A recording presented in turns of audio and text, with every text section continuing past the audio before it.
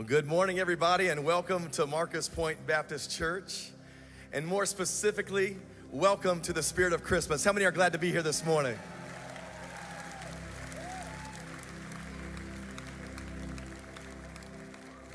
Now, I need you to do me a favor real quick, okay? I need you to just stop, take a deep breath. For real. Take a really deep breath. Y'all ready?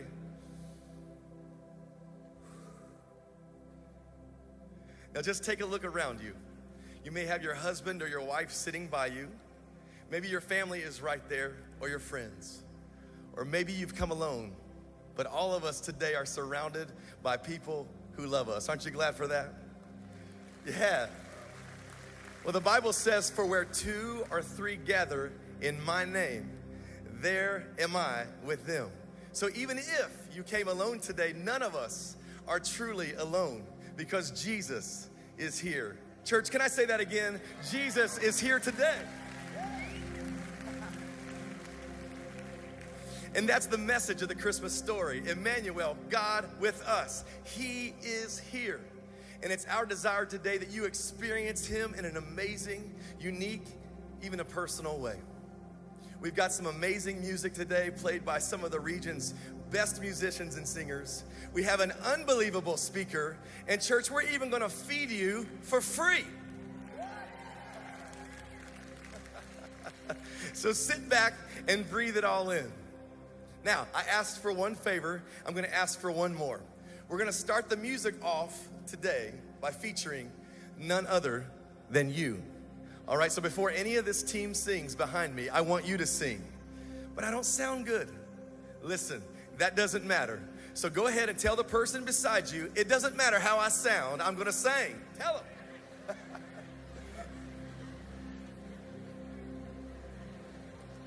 In the words of the great Buddy the Elf, the best way to spread Christmas cheer is what? So now take your cell phones, all right? Take your cell phones, and I want you to put them in airplane mode. And then after that, I want you to throw your lights on. Everybody in the place, get your cell phone out. It's been controlling you all year. Now you're gonna control it right now. Turn it into a candle this morning, and everybody get that light on in the place. Shine your lights, and let's sing all together. You're gonna sing first, okay? As we begin, Spirit of Christmas 2021. Let's go.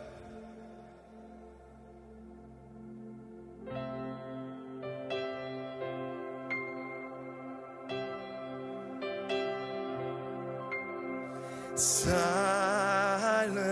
night, holy night, all is calm, all is bright. Let me hear you sing.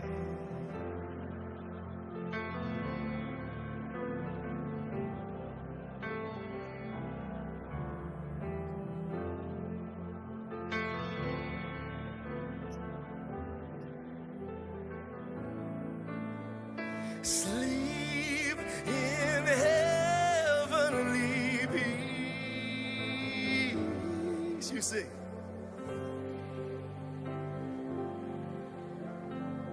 Now make welcome to the stage Marcus Point Worship. Silent night, holy night, shepherds wait at the sun. Glory streams from heaven above. Heavenly hosts sing hallelujah. Come on, church. Christ the Savior is born. You sing. Now he's no stranger to us. Put your hands together for Dwayne Crocker Jr. Come on. Holy, holy, hope in a manger for you and for me. Bow down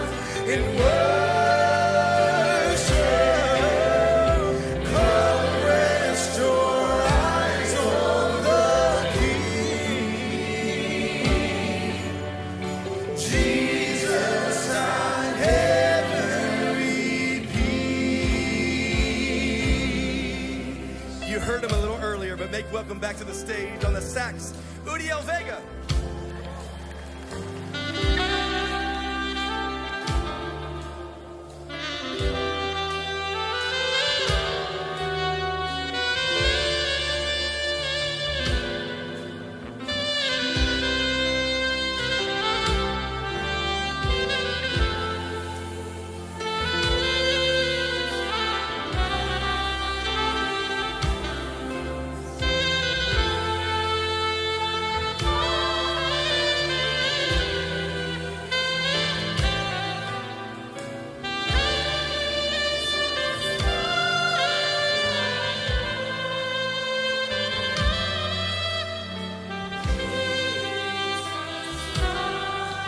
All right, now you've met us. Now forget about us and get on your feet and let's worship the only one that matters today. His name is Jesus. Hope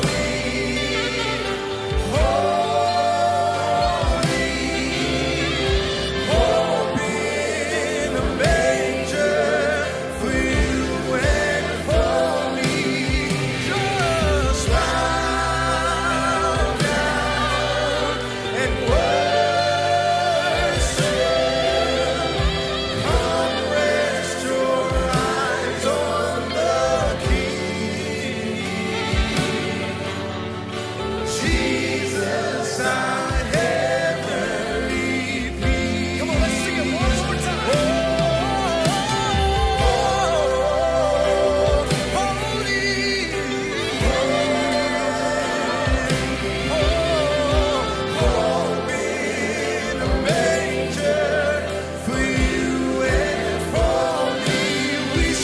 Just bow down and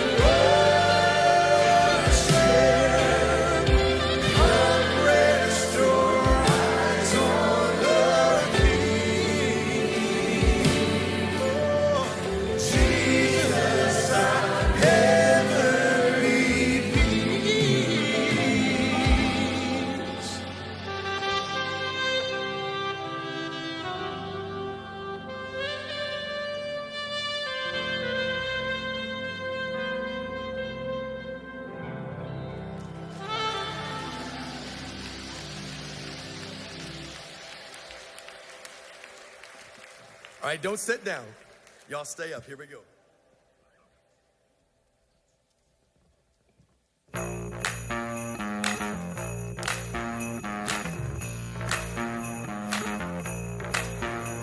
Hey!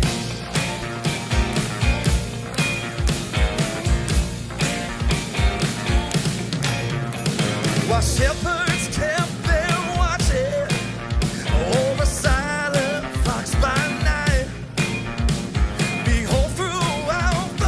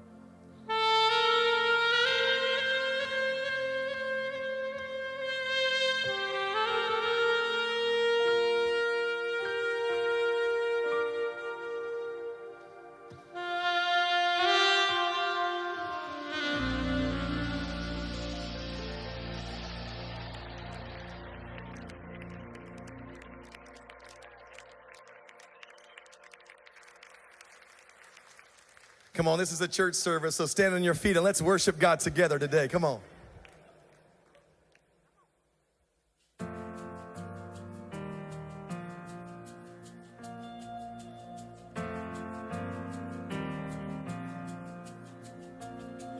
Go tell it on the mountain, the one that we've been waiting for, the King of our salvation. Born on this day, our Savior Christ the Lord. Sing it with us. Go tell it on the mountain, over the hills and every way, that we can be forgiven. The weight of all our sin He came to bear. Emmanuel, God with us. Emmanuel, King Jesus, the Savior of the world is born. Emmanuel, God with us. Emmanuel, King Jesus, the Savior of the world is born. Go tell it on the mountain, humbly in a manger laid, mercy sent from heaven, angels fill the sky with highest praise. Emmanuel, God with us. Emmanuel, King Jesus, the Savior of the world is born. Emmanuel, God with us. Emmanuel, King Jesus, the Savior of the world is born. Go tell it on the mountain, this baby born of virgin birth, the ruler of all nations, the glory of our God has come to earth. Emmanuel, God with us. Emmanuel, King Jesus, the Savior of the world is born. Emmanuel, God with us. Emmanuel, King Jesus, the Savior of the world is born.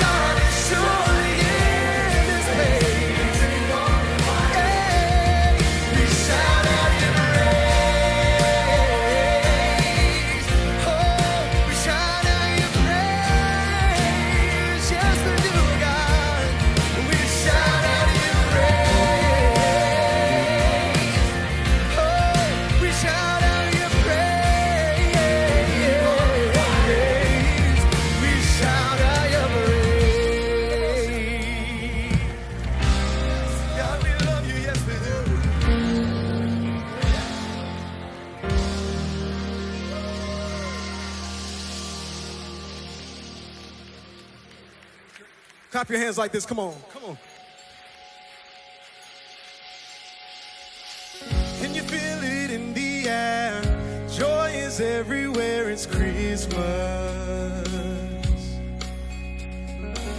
Everything is shining bright. Oh, what a glorious night. It's Christmas.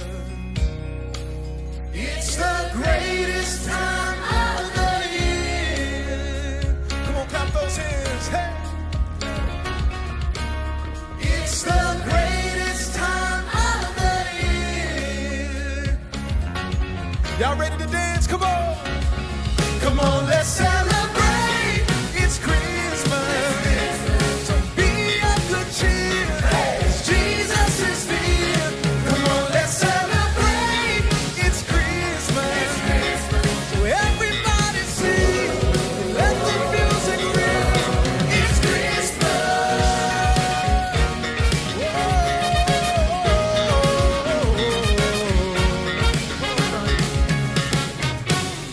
There is a reason why we celebrate tonight. It's Jesus, the greatest gift of all.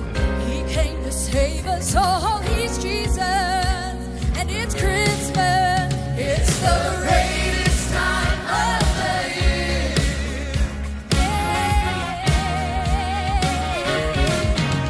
It's the greatest time of the year.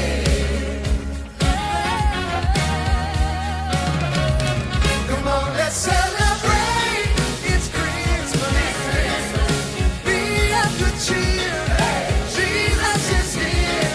Come on, let's celebrate. It's Christmas. So everybody sing. Let the music ring. It's Christmas. Yes, it is. Yes, it is. Yes, it is. Oh.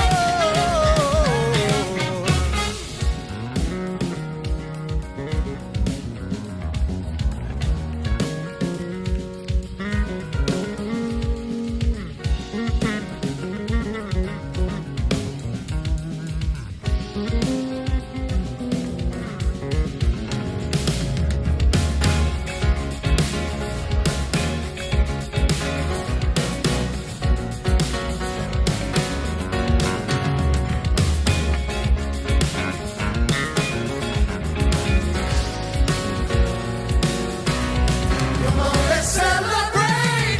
Come on, let's celebrate. It's Christmas.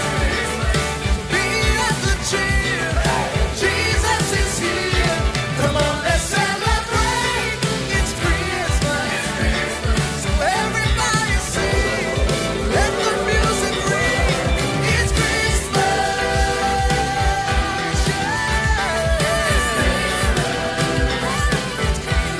It's Christmas.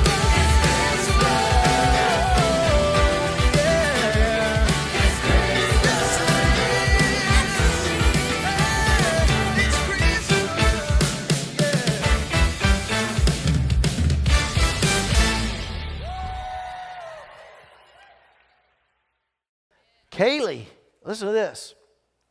A Harvard graduate. I didn't know anything good could come out of Harvard. Did you? Harvard graduate. Georgetown graduate. Incredible.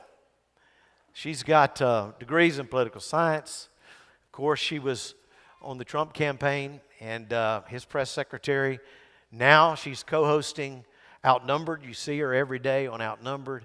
And we've seen her over and over again on Fox News and Hannity and all these different places. She's written a new book, and I think it has a great title. It comes from the book of Esther, For Such a Time as This.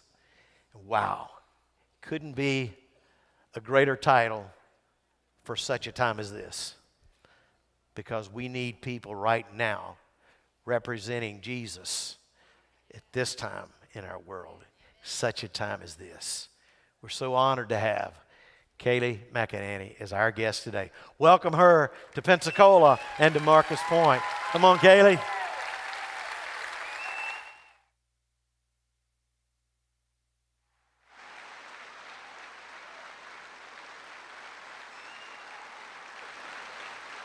Thank you so much.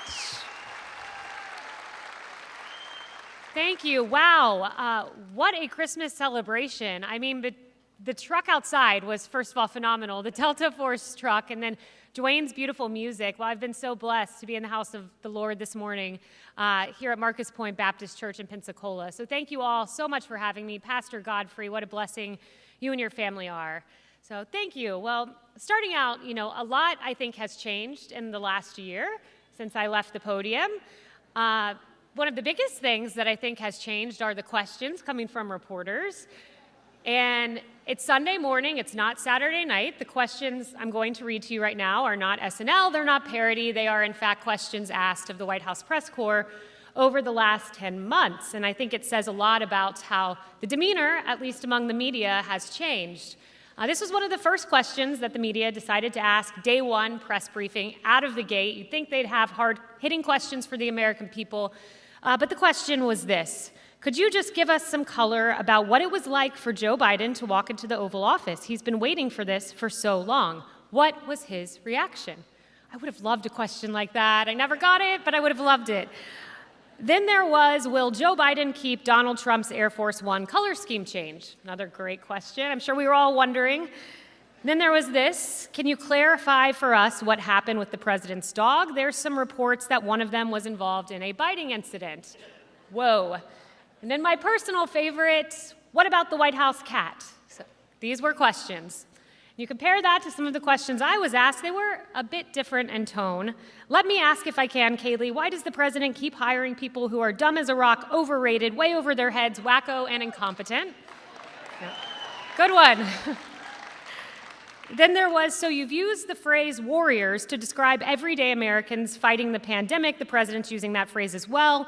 What was the thinking behind using that description? Is he basically asking Americans to put themselves in harm's way like warriors do? No, I think he's just praising the American people for fighting COVID-19, but okay.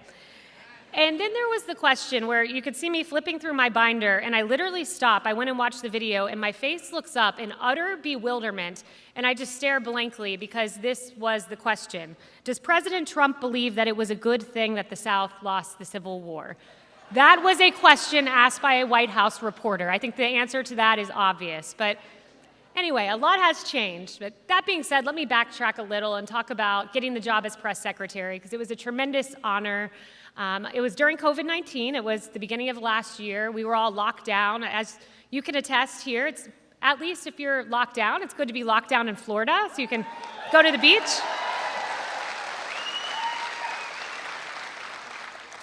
So I was locked down in Florida with my family. I grew up in Plant City, Florida, went to Southern Baptist Church and went to the all-girls Catholic school in Tampa. So we ended up moving to Tampa, and we're locked down there. And, we had just come off the campaign trail. So my daughter, baby Blake, who's here, you might have seen her in the pew, we'd taken her to Iowa and New Hampshire and South Carolina, and we'd been all over the country. My mom and I disassembling strollers in the airport, taking wheels off. It was treacherous at times, but a lot of fun. And then we went into lockdown mode.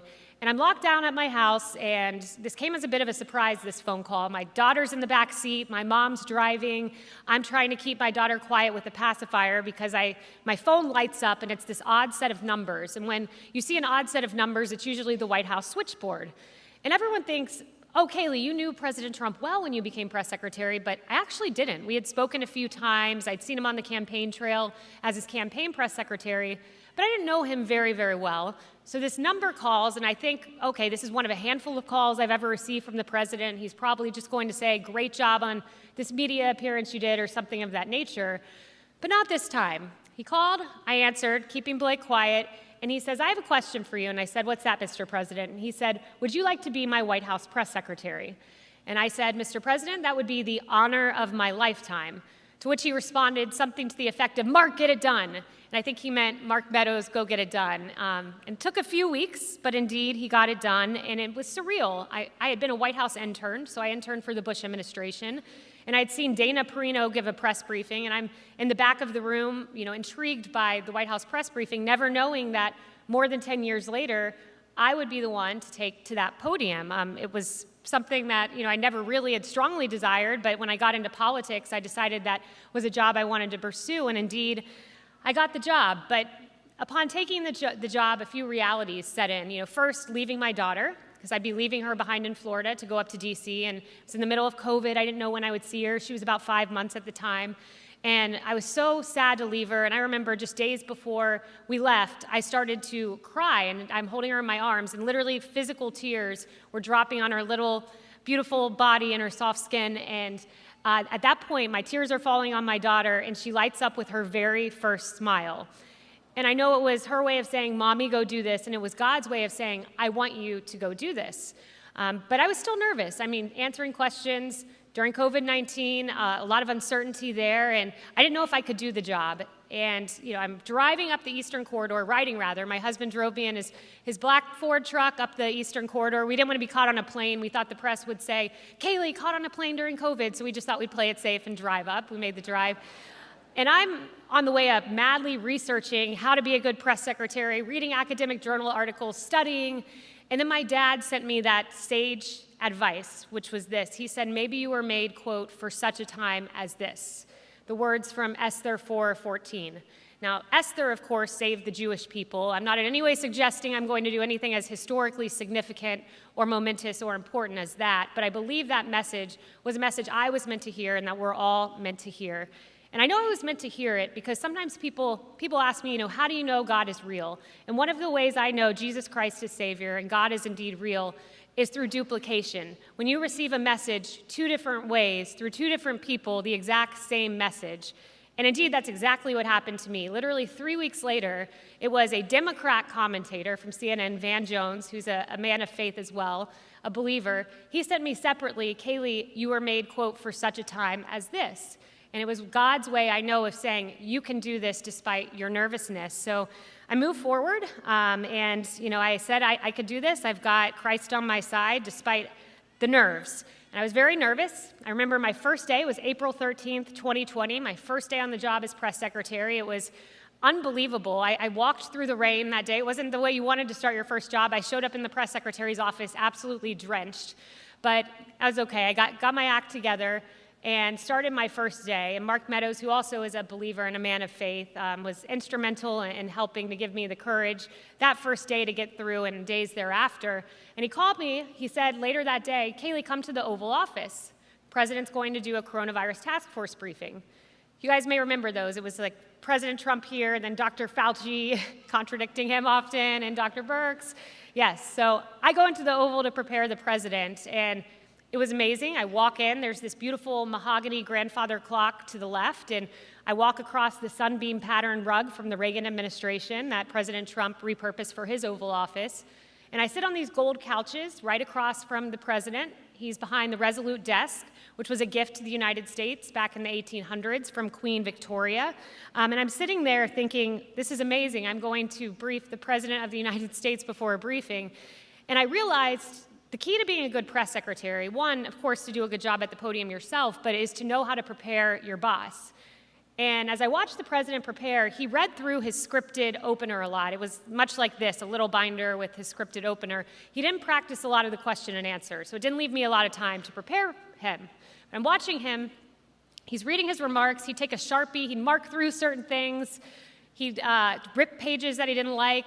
At one point, I think I even saw him cut a piece off. And I thought, this is fun to watch. But it left very little time for me to prepare him for questions. So as he's walking to the briefing room, I'm like, Mr. President, listen, here, I know what you're going to be asked today. And he said, what's that?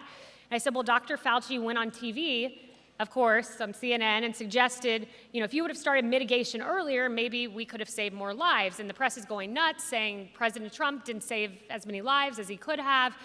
And he goes, okay, Kaylee, well, what would you say to that question? And I was a meticulous watcher of the coronavirus task force briefings. I always took notes. If my family walked in the room, they knew I would say pause until everyone was quiet so I could continue my note-taking. So I had all the facts in my head that day, and I said, Mr. President, here's how I'd respond. On January 6th, there was not a single confirmed case of COVID-19. You issued a travel notice for Wuhan. January 17th, not a single case of COVID-19 in this country. You began public health screenings at 3 major international airports. January 21st, there was just 1 case reported. What did your CDC do? You activated an emergency operations center. And on January 31st, not a single U.S. COVID death. And you issued a travel ban on China, one that your political opponent called xenophobic. And he said to me, Kaylee, go write that down. So I ran back to my office, I typed it up for him, and President Trump was not someone to read scripted answers. He's the commander-in-chief. He knows what his administration's doing. He's the one calling the shots. He doesn't need, a list of reporters, for example. Although we did give him a seating chart, so he could pick and choose, but not a list of call on this person, this person, this person. So I go back, I type it up for him, and in one of the rare instances I can remember, the president actually read word for word what I had written down, and I thought to myself, day one was a victory in the White House, despite the nervousness getting there. But, at that point, I didn't know if I myself would ever go to the podium. It had been 400 days since a press secretary had ever stood behind the podium. So I didn't know if that day would come. But one day, out of the blue, President Trump looked at me and goes, Kaylee, I want you to go to the podium. I said, okay. And I think I know why he said that. He used to watch, and I had this notebook, and I would write little personal notes, and it ended up being like very neat, but very small handwriting, and the page did look really kind of impressive, I guess. So the president said, let me see that notebook. So I showed him, and he's like, look at these beautiful notes. And anytime he would have like senators come, governors, he'd be like, Kaylee, hold up that notebook, hold it up. And he loved it, like a proud father. But I think it gave him faith I could actually do it. So I went to the podium. I was preparing to go to the podium, and I thought, I need to give myself 2 weeks. I really want to have all my facts together.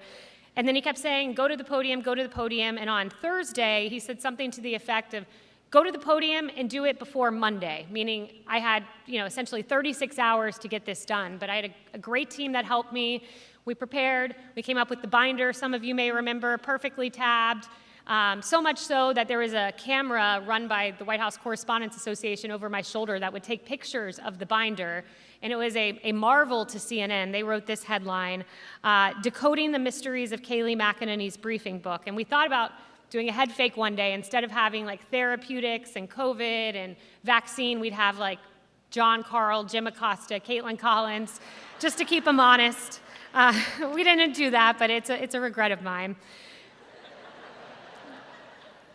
But my point in telling you all this is I was very prepared for that first press briefing from a human standpoint. I had done all the right things. I'd prepared. Even from a spiritual standpoint, that morning I listened to a Joyce Meyer sermon about faith over fear. I prayed. I listened to my Christian music. I tweeted out Philippians 4:13, I can do all things through Christ who strengthens me. But I was still a bit of a mess when I went to the White House, just paralyzed with fear and nervousness. And it was my predecessor, another woman of faith, Sarah Sanders, a great young woman. She sent me a piece of advice. And yes, she deserves a big clap. She was great.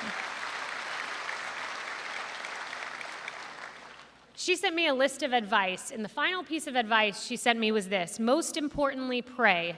Let God carry you through the tough times, give you strength when you don't have any wisdom. And she told me that before each of her press briefings, she read a Jesus Calling devotional. I had a Jesus Calling of my own that my husband had given me when we were first dating. And so I carried on that tradition. But on that day of my first briefing, May 1st, 2020, she sent me her Jesus Calling devotional from exactly 2 years prior, May 1st, 2018. And it said this: you are on the path of my choosing. There is no randomness about your life. As you give yourself more and more to a life of constant communion with me, you will realize that you simply have no time to worry. But I worried that day, to the point where I was crying at the time my press briefing was supposed to start. My assistant, Lindy, who's actually here, she was my assistant in the White House, ran in, Kaylee, you need to be out there at the podium. You can't be in here crying. She put my parents on speakerphone. We all prayed together. I went to the West Wing bathroom. They have this private, beautiful little bathroom, actually, right outside the press secretary's office, and I got on my knees, and I prayed. And then I went back, I saw the president. He was in his private dining room surrounded by Jared Kushner, Mark Meadows, Vice President Mike Pence, and Vice President Mike Pence went like this to me and said Philippians 4:13, the same verse I had tweeted, and he said, I've been praying for you. And I can tell you this, when I went to the podium, the world didn't know I went from tears in my office to total and complete serenity.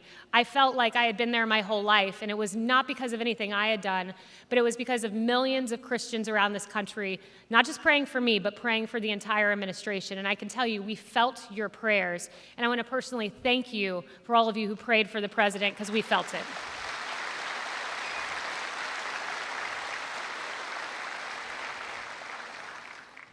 We felt them through the ups and the downs. One of the scariest days, I can tell you, in the White House was October 1st, 2020, or it was really the day after.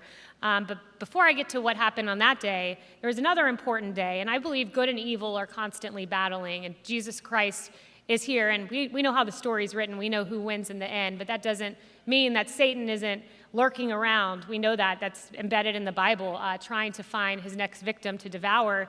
And indeed, that dynamic played out in the White House. And September 26, 2020 was one of those days. I remember I walked down the National Mall. That's where all the Smithsonian museums are, the monuments. And I walked down the National Mall with my mom, with my daughter. It was the day of the National Prayer March. And there's something special when you're in the nation's capital and you're walking and you can just feel fall in the air, almost here, and you hear sermons and you hear prayer trickling through the streets of our nation's capital. So I left that day to go from my house, I think it was a Saturday, to the White House, to the West Wing, because it was an important day. It was the day that the president was nominating Amy Coney Barrett to the Supreme Court. It was a big day. So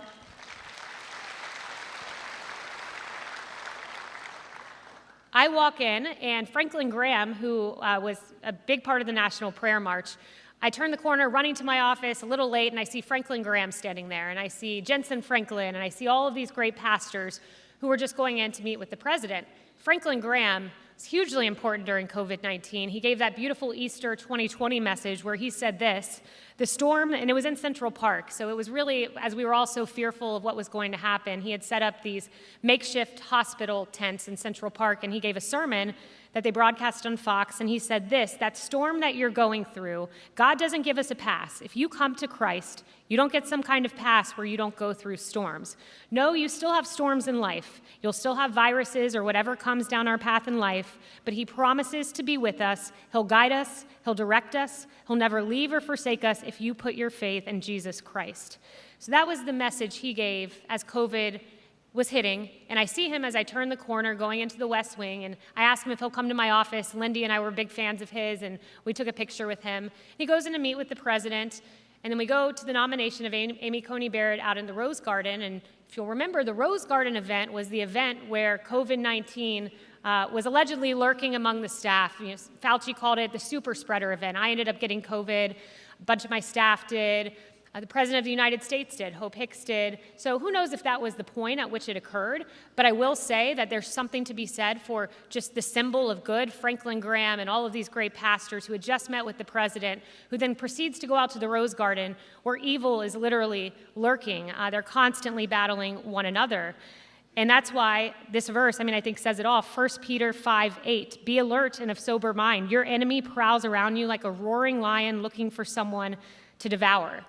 That was September 26th. On October 1st, I'm watching my boss, the President of the United States, live on TV. He's on Sean Hannity's show. And I get a call from the Chief of Staff's office. President of the United States just tested positive for COVID-19. I was stunned. I was startled.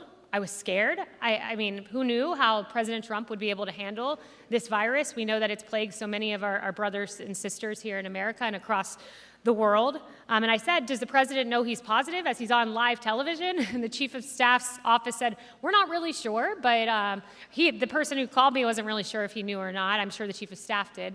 But he said, we're waiting on a second confirmatory test. Write up a tweet that says the president got COVID. So I did just that. And I went to the West Wing the next day, and no one was there. It was like people had been told not to come in, but my team still came in.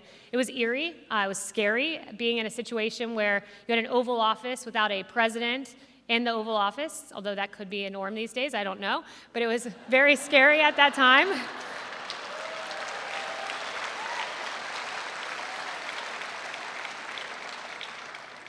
It was a scary moment, but thank goodness the president recovered. And I'll tell you, and I recovered too. I was asymptomatic, thank goodness. But what was really special to me, people say, what was like one of the most special or moving times you had in the administration? And I can tell you it's when we all had recovered from COVID and we went to the International Church of Las Vegas. Beautiful church, much like the one I grew up in, Southern Baptist Church. You have great music, much like this church.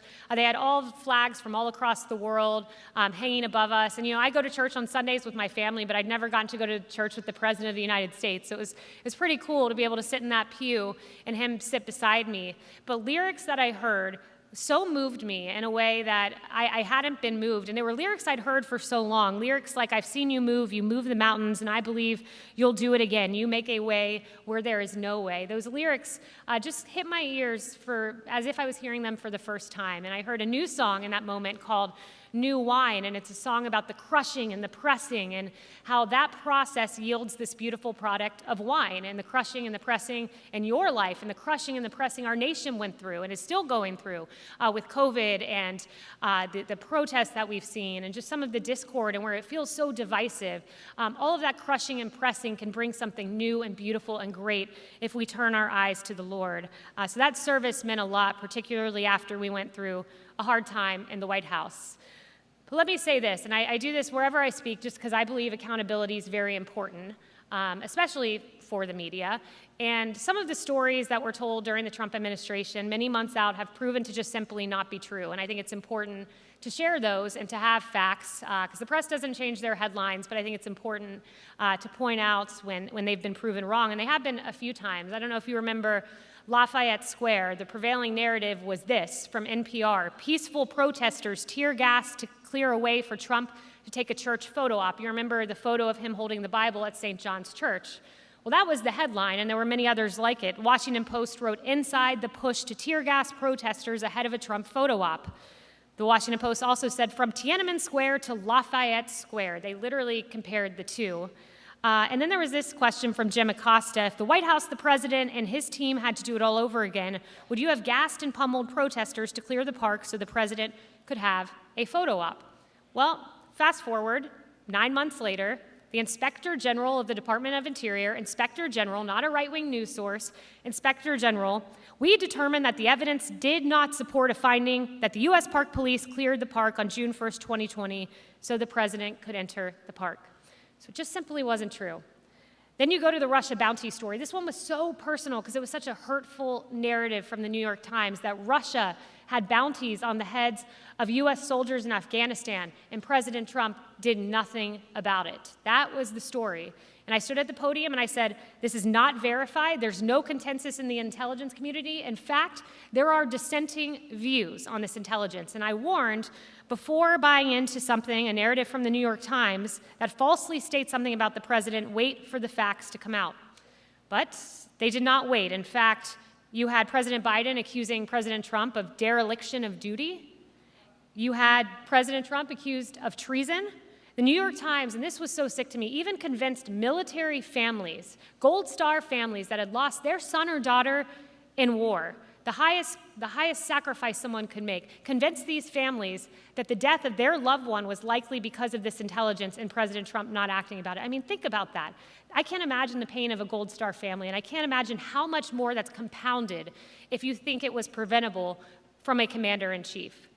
Well, here we are 10 months later, and President Biden's intelligence community, his intelligence community, found this, as summed up by the left-wing Daily Beast.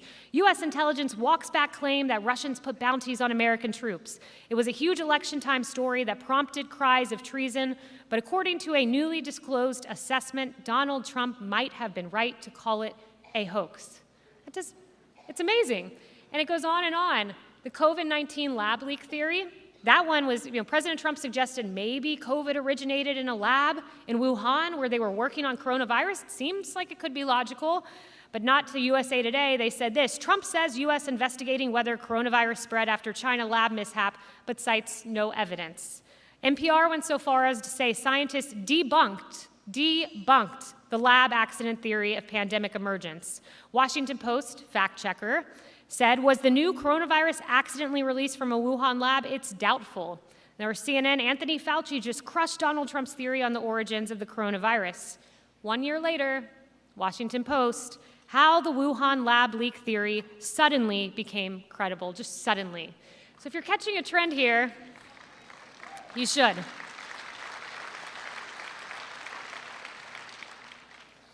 But look, we're at a crossroads as a country, and it's so much bigger than even Democrat conservative. It is basic cultural norms that we all used to agree on, and a radical force that is trying to change them. And as people of faith, we're under attack more than anyone. But you look at our police officers, our heroes, and thank you to the officers who are here today, to our law enforcement.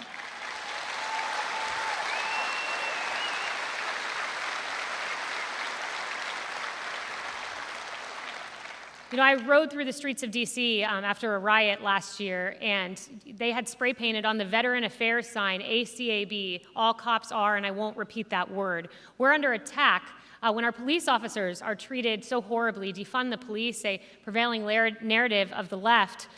Socialism is being embraced like never before. Anti-Semitism in the halls of Congress. Some of the things that have been said by members of the squad are just sickening about our Jewish brothers and sisters.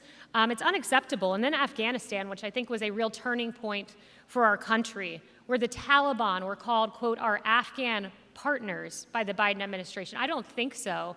And the church, the Christian church in Afghanistan, I've done a lot of research and reading about that, about Christians who have chosen to stay despite knowing what they are up against with a radical Taliban regime that will do who knows what to them should they be found. But they chose to stay because saving men and women for Christ in Afghanistan is their calling, and God bless them for doing so. But we used to have a phrase in this country, leave no man behind. But we left men and women behind in Afghanistan. And then our 13 servicemen and women, those heroes, those beautiful heroes who were left at Kabul airport in a situation they should have never been in, and they won't be with their families this Christmas, one of whom left a newborn child who was born just 2 weeks after he perished and gave his life so heroically in that attack. But beyond even foreign policy and what we're seeing there, our nation's greatest symbols are under attack, one of which is the church. And I'll never forget when, after the murder of George Floyd, some of the protests that ensued, some of whom were protesting truly because they wanted to have their voice heard, but some of whom took those protests and turned them violent. And one of the symbols that came under attack in one of those violent protests was St. John's Church. And I'll never forget, it's this beautiful little church across from the White House. And at 10:30 p.m., Kevin Corke of Fox News reported that St. John's Church was lit on fire. And I just simply didn't believe it until I turned on my TV and saw this church lit ablaze. And this was a church built in 1815. It's called the Church of the Presidents because every single president, going back to James Madison, had attended a service in that famous yellow church. On top of it is a bell, a 1,000-pound bell. It was made by Paul Revere's son. And as I watched this church burn, I think to myself, what's the history behind this church? I was in a hotel room. I wasn't allowed to go back to my D.C. apartment. They told me that I couldn't go back to the city because there was some violence outside of my apartment. So I'm in Virginia in a hotel watching this. And I found out that St. John's Church, the rector of that church in 1963, was Reverend John C. Harper. And he was told that he had to close the church doors because there would be a bloodbath, quote, bloodbath. Why was there going to be a bloodbath on that day in 1963? Well, it was supposed to be the March on Washington, the most famous peaceful march on behalf of civil rights and equal rights that our country has ever seen. It was a peaceful march, ending in that famous I Have a Dream speech by Reverend Dr. Martin Luther King Jr. But Harper was told, close the doors, you can't keep them open, but he refused. And as that march was happening, that march for equal rights, these were the lyrics coming from that church. One family on earth are we, throughout our widest span, oh, help us everywhere to see the brotherhood of man. And when he was asked why he kept his church doors open in support of Martin Luther King Jr., he said this church building is open as it has always been, so all who want to worship here can. The ministry of this parish is extended to any who seek it. Our fellowship with one another has no limitations whatsoever. Think of the irony of that. This church that stayed open for equal rights, for civil rights, was now lit aflame by rioters who were saying they wanted equal rights, civil rights, but were burning the very church that stood so heroically on behalf of civil rights. Our churches are under attack. Our American flag is under attack when you have a New York Times editorial board member who says she's disturbed when she sees the American flag. Macy Gray called it tattered, divisive, and incorrect. A U.S. Olympic Committee, apparently they're making plans to redesign it. And you had a U.S. alternate in the Olympics say she wanted to win a medal, not so she could put that flag around her shoulders, but so that she could burn it. We are at a crossroads in this country, which is why it's so important, more important than ever, for Christians to have their voice heard. And look, those words for such a time as this, they were meant for me to hear, but they were meant for us all to hear. And a verse that sticks with me, a very hard day in the White House, my assistant, Lindy, instead of giving me my daily schedule, she wrote for me a Bible verse, and it was 2 Corinthians 4:17. For our light and momentary troubles are achieving for us a greater glory that far outweighs them all. Put your eyes not on what is seen, but what is unseen. For what is seen is temporary, but what is unseen is eternal. And so whatever you're going through today, a sickness, cancer, divisiveness in your family, marital issues, just know, focus on what is unseen, because that is ultimately what will achieve for us eternal glory. And know this, just as my dad said to me, and Van Jones, we're at a divisive point in this country, I know that, Republicans, Democrats, there's something so much bigger, and that's being a Christian and a believer in Jesus Christ. And if you put your faith in Jesus Christ, the same way he used me for such a time as this, he indeed will use you for such a time as this, because you're here in this place at Marcus Point Baptist Church in Pensacola, Florida, and whatever your life circumstance is, for a reason. But turn your eyes to Jesus and just know, just as I was made for such a time as this, so too are you made for such a time as this. Thank you so much.